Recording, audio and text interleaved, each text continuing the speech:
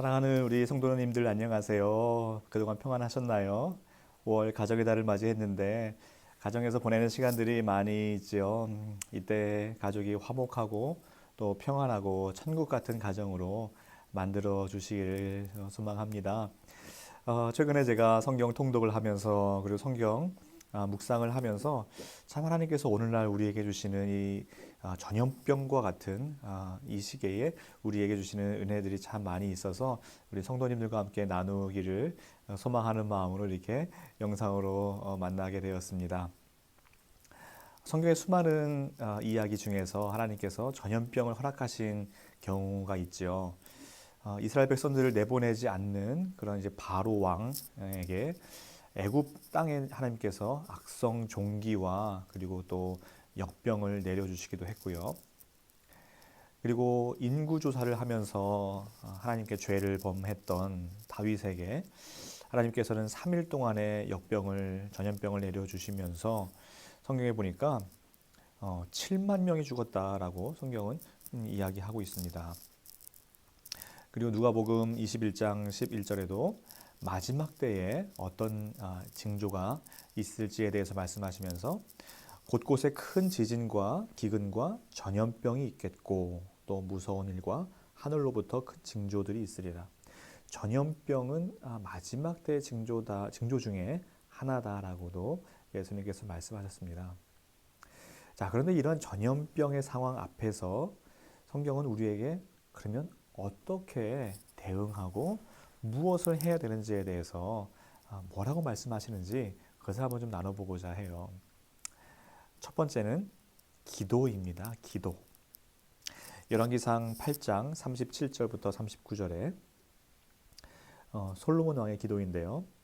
만일 이 땅에 기근이나 전염병이 있거나 곡식이 시들거나 깐부기가 나거나 메뚜기나 황충이 나거나 적국이 와서 성읍을 에워싸거나 무슨 재앙이나 무슨 질병이 있든지 막론하고 한 사람이나 혹 주의 온 백성 이스라엘이 다 각각 자기의 마음에 재앙을 깨닫고 이 성전을 향하여 손을 펴고 무슨 기도나 무슨 간구를 하거든 주는 계신 곳 하늘에서 들으시고 사하시며 각 사람의 마음을 아시오니 그들의 모든 행위대로 행하사 갚으시옵소서. 아멘.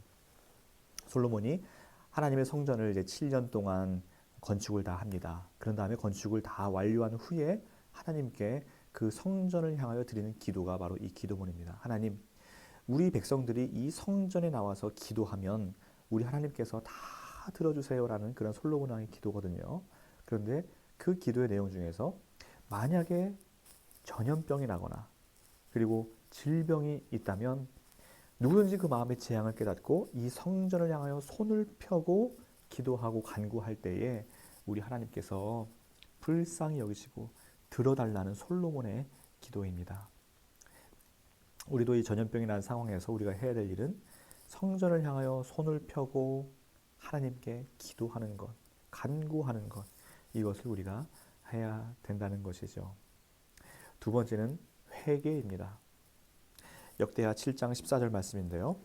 내 이름으로 일컫는 내 백성이 그들의 악한 길에서 떠나 스스로 낮추고 기도하여 내 얼굴을 찾으면 내가 하늘에서 듣고 그들의 죄를 사하고 그들의 땅을 고칠지라. 아멘.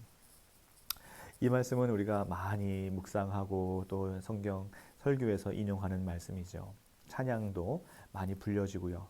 자, 그런데 왜 이 말씀이 나온 그 배경, 그 앞절을 보면 이 말씀이 왜 나왔는지 알 수 있습니다. 13절인데요.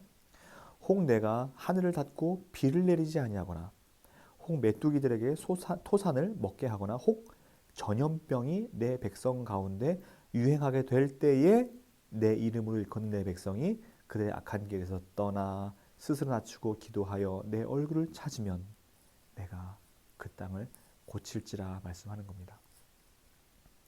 이 땅에 전염병이 유행하게 될 때에 우리가 해야 될 일 바로 회개예요. 악한 길에서 떠나 스스로 낮추고 기도하는 일이 우리에게 필요합니다. 회개입니다. 마지막 세 번째는 하나님 의존입니다. 시편 91편에 이렇게 말씀하는데요. 지존자의 은밀한 곳에 거주하며 전능자의 그늘 아래에 사는 자여. 나는 여호와를 향하여 말하기를 그는 나의 피난처요 나의 요새요 내가 의뢰하는 하나님이라 하리니. 자, 그리고 다음이 중요한데요. 3절에 이는 그가 너를 새 사냥꾼의 올무에서와 심한 전염병에서 건지실 것임이로다. 아멘. 지존자의 그늘 아래 거하는 자여, 전능자의 날개 아래 피하는 자여, 하나님만이 나의 피난처로 삼아라. 그럴 때 하나님께서 사냥꾼의 올무에서 건져주실 뿐만 아니라 전염병에서도 건져주실 것이다 라고 말씀을 하고 있습니다. 그 뒷부분의 말씀들도 참 우리의 힘이 되는 말씀들인데요. 91편의 4절 그가 너를 그의 깃으로 덮으리니 내가 그의 날개 아래로 피하리로다. 그의 진실함은 방패와 손방패가 되시나니. 6절에 어두울 때 퍼지는 전염병과 밝을 때 닥쳐오는 재앙을 두려워하지 아니하리로다.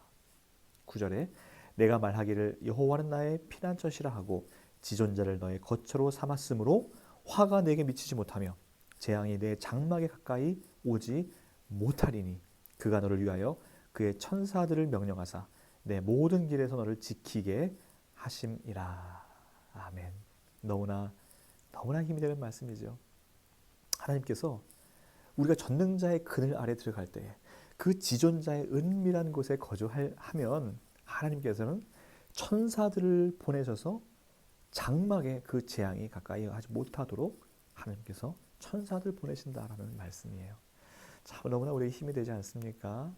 우리가 피할 것, 정부 정책이나 또 정부 보조 프로그램 이런 거에 우리가 기대는 것이 아닙니다. 우리가 기대해야 될 것은 지존자의 그늘, 전능자의 그늘 아래 거할 때에 하나님께서 그 재앙이 우리의 집에, 우리 장막에, 우리 교회에, 가정에, 우리 직장과 사업장에 들어오지 못하도록 천사들 보내서 지키신다라는 그런 말씀이 오늘 우리에게 큰 힘이 되시기를 소망합니다.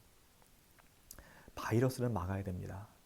그러나 사도행전 24장 5절에 보니까 참 놀라운 말씀이 있는데요. 이 사도 바울에게 했던 말이에요. 우리가 보니 이 사람은 전염병 같은 자라. 천하에 흩어진 유대인을 다 소요하게 하는 자요 나사렛 이단의 우두머리라. 이 바울의 전도를 들었던 당시의 사람들이 이 바울을 향해서 했던 말입니다. 이 사람은 전염병 같은 사람이라. 왜 그럴까요? 바울이 가는 곳마다 복음이 그야말로 전염병같이 확산되었던 겁니다. 참 이 바울이 전도 여행을 하면서 가는 곳마다 예수 그리스도를 증거하고 전하고 기적을 일으키고 했지 않습니까? 이 복음이 정말 그야말로 전염병처럼 퍼졌던 거죠. 그래서 이 사람은 전염병 같은 자라. 자, 이것이 얼마나 놀라운 참 복음의 그런 확산이요 증거입니까? 그래서 우리가 바이러스는 막아야 하지만 복음은 더 바이러스보다 더 확산되고 전파되어야 됩니다. 그리고 우리가 소셜 디스턴스는 유지하되 하나님과의 관계는 다 밀착되어야 됩니다. 그리고 손을 우리가 자주 씻지만 손을 씻으면서 우리 마음과 우리의 죄악도 깨끗이 씻어야 합니다. 그리고 stay at home, 우리 집에 머무는 기간이죠. stay at home 하면서 하나님의 집에 머무는 그런 이 기간이 되시기를 소망합니다. 우리 성도님들 참 이 어려운 시기를 그저 힘겨워만 하다가 지나쳐버리는 그런 기간이 아니라 참 하나님을 깊이 경험하고 또 5월 가정의 달은 가족과 함께 특별히 더 신앙의 더 성장과 발전이 있는 그리고 온 우리 자녀들도 이 기간에 온 가족이 믿음으로 나아가는 훈련을 하는 그런 은혜의 시간이 되시기를 소망합니다. 건강 잘 돌보시고 항상 평안하시고 힘내십시오. 우리가 곧 다시 모여 예배할 그날을 고대하고 소망해 봅니다. 감사합니다. 평안하세요.